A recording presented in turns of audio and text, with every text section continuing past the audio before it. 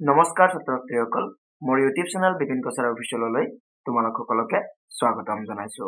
ছাত্ৰ-ছাত্ৰীসকল, আজি আমি এইটো ভিডিঅ'ৰ জৰিয়তে তোমালোকৰ কিতাপত থকা অধ্যায় 11 পৰিমিতি নামৰ পাঠটিৰ অনুশীলনী 11.1 এই 3 নং প্ৰশ্নটো সমাধান কৰিবলৈ চেষ্টা কৰিম।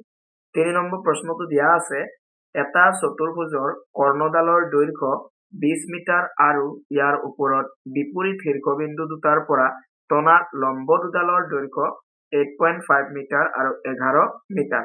চতুৰ্ভুজটোৰ কালি নিৰ্ণয় কৰা। তো আমি প্ৰশ্নটোৰ কণ্ডিশ্যন মতে এই চতুৰ্ভুজটো আঁকিছো। তো আমাক কি বুলি কৈছিলে যে চতুৰ্ভুজটোৰ কৰ্ণডালৰ দৈৰ্ঘ্য দিয়া আছে 20 মিটাৰ, অৰ্থাৎ এইডাল কৰ্ণ।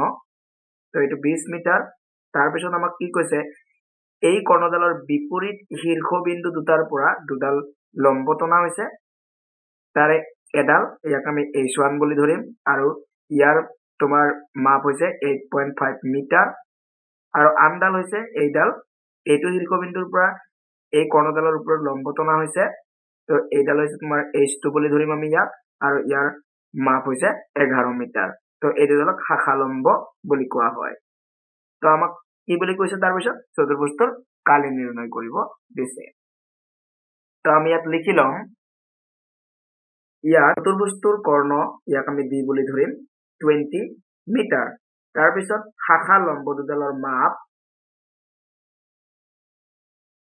এডাল যাক আমি H1 বুলি ধৰিম, সেইটো হৈছে তোমাৰ 8.5 মিটাৰ, আৰু আনডাল আমি যাক H2 বুলি ধৰিম, সেইটো হৈছে 11 মিটাৰ।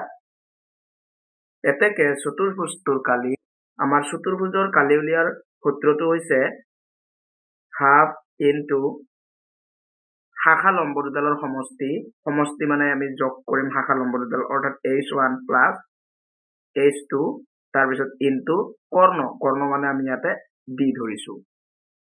তাৰপিছত আমি মানবিলাক বহুৱাই দিম। H1 মানে তোমাৰ 8.5 প্লাছ H2 মানে তোমাৰ 11 ইনটু D কৰ্ণ তোমাৰ 20, আৰু এইটো এককটো তোমাৰ মিটাৰ স্কুৱেৰ হৈ যাব।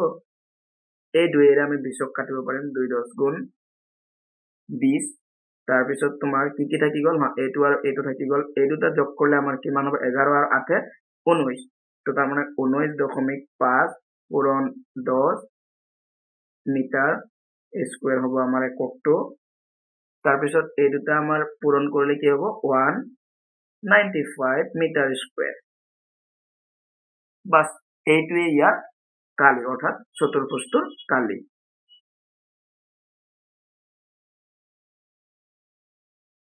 ভিডিঅ'টো ভাল পালে লাইক কৰিবা, কিবা প্ৰশ্ন থাকিলে কমেণ্ট কৰিবা, ভিডিঅ'টো ফ্ৰেণ্ড চাৰ্কলৰ মাজত শ্বেয়াৰ কৰিবা, লগতে চেনেলটো ছাবস্ক্ৰাইব কৰি থৈ দিবা। ধন্যবাদ।